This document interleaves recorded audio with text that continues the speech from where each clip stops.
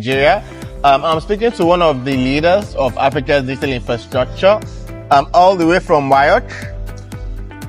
Nice to meet you always. Douglas. Yeah. So Douglas, tell us who you are and what you do.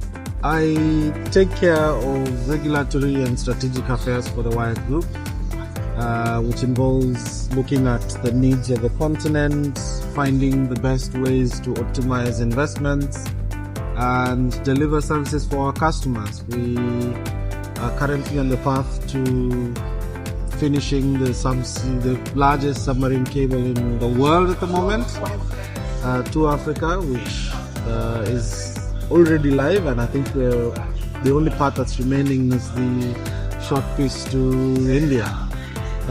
But it's a great time to be alive. It's a great time to be looking at Africa's future in terms of digital infrastructure. Okay, so we'll touch on the connectivity part of Africa shortly. But you just finished the regulatory panel at AfPIF. Can you tell us some of the highlights of that panel? It was a great panel. I think a lot of the infrastructure that we currently own as a company transits through many regulatory territories. If you look at Africa, it's got 48 different countries. In terms 48 different regulators. Yes. So we had to work through that, and it was a great session to find out their views on where we are and where we should be in terms of regulation. And the key highlights is that we need to pivot from policing to supervision, because the rate at which the internet is growing, the demand for infrastructure, regulation will always fall behind. So we can no longer look at regulation as a policing mechanism.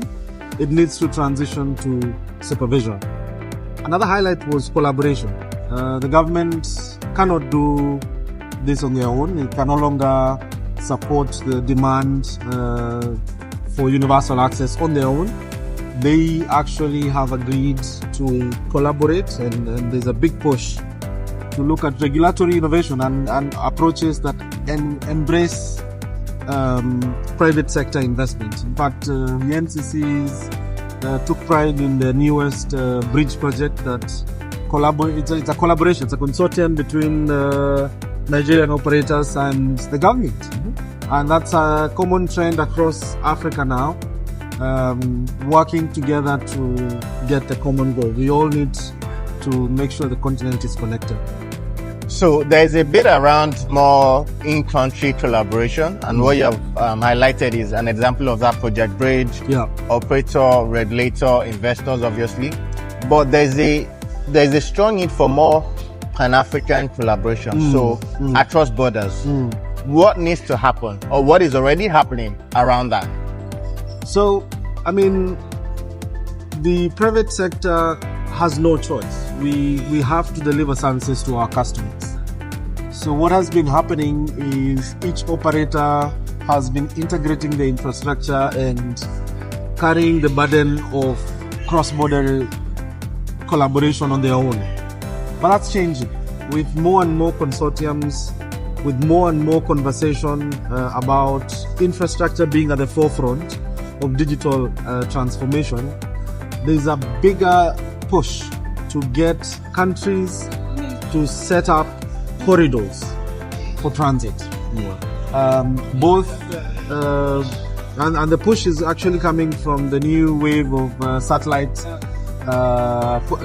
operators. There's a big conversation also around roaming charges. There's a big push around volumes of internet connectivity and landlocked countries needing more and more capacity.